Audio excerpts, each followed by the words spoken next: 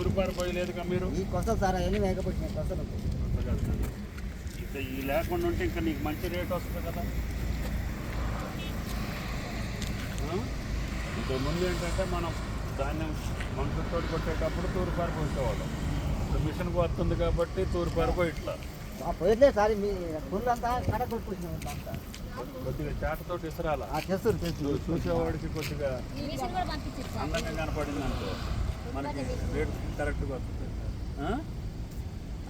ఎకరానికి ఎన్ని బస్తాలు అవుతున్నాయి?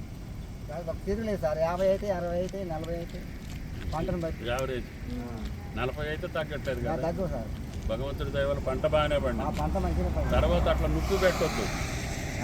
నుప్పు పెడితే నీ భూమి చెడిపోద్ది.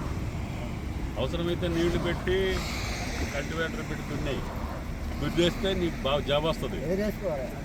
లేకపోతే తగలబెడితే ఏమవుతుందంటే భూమిలో ఉండే నీకు ఉపయోగపడేటటువంటి ఇది చచ్చిపోతుంది. పంటకు కావాల్సినటువంటి అన్నీ ఉప్పు పెడితే చచ్చిపోతాయి. ఉప్పు పెట్టొద్దు. మనవాళ్ళకి కూడా చెప్పు. ఓకే చెప్పినా